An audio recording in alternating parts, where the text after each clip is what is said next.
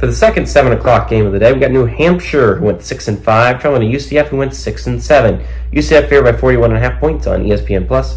John Rise Plumlee went 161-256 last year, threw for 2,271 yards, 15 touchdowns, 8 interceptions. KJ Harvey had 226 carries for 1,416 yards and 16 touchdowns, and Javon Baker had 52 catches for 1,139 yards and 7 touchdowns. You do not bring back Plumlee and you do not bring back Baker, but you do bring back KJ Harvey, which I think is a big win. KJ Harvey is a hell of a player.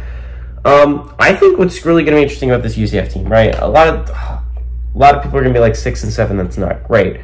I'd argue that 6-7 first year in the Big 12, that's a big win for Knight fans. You look at every other team that transitioned to the Big 12 this year.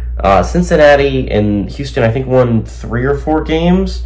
BYU won 5 and went 5-7, and arguably there were a lot of games they could have and should have won. BYU was a lot better team last year than that record gives them the indication of. And I think Big 12 is going to be super competitive this year. I wouldn't be surprised if UCF was a team that you talk about, again, it being competitive. They have a good coach there. They do.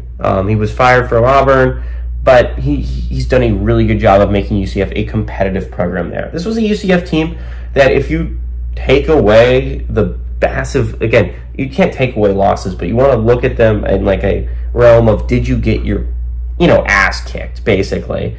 And there were a lot of games where they didn't. Again, the Baylor game should have been a victory, and it wasn't. You flip that game around, they end the year 7-5 instead of 6-6.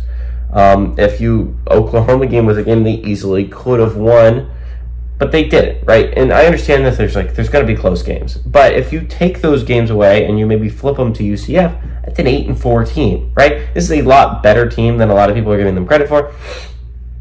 I think this is a UCF team that has a chance to compete for the Big 12 this year. Again, this isn't a crazy thing to say. I think a lot of teams have the chance to compete for a Big 12 title this year and a chance at a playoff spot. But I think number one, I think UCF has a solid team built together. I haven't even mentioned KJ Jefferson, who's a quarterback I'm a big fan of and I think is a very good, solid QB. He's coming over from Arkansas, and I think he's going to help with their ground game a whole hell of a lot. Pair him with KJ Harvey in an offensive line that is pretty underrated when it comes into the Big 12. I think this UCF team has a chance to be a very good ground team. KJ Jefferson also has a hell of an arm. I think there is a lot of argument why UCF has a team that has a shot at the playoffs this year. I can say that about a lot of teams, but I think UCF, considering they play in the Big 12, I can say that about a lot of Big 12 teams, but I do think UCF has a shot. I think UCF has a solid team built together this year. I wouldn't be surprised if, again, they run up the score. This is a UCF team that can score points. They really can. I think UCF's going to run up the scoreboard. I like the Knights to win and cover at home in the bounce house.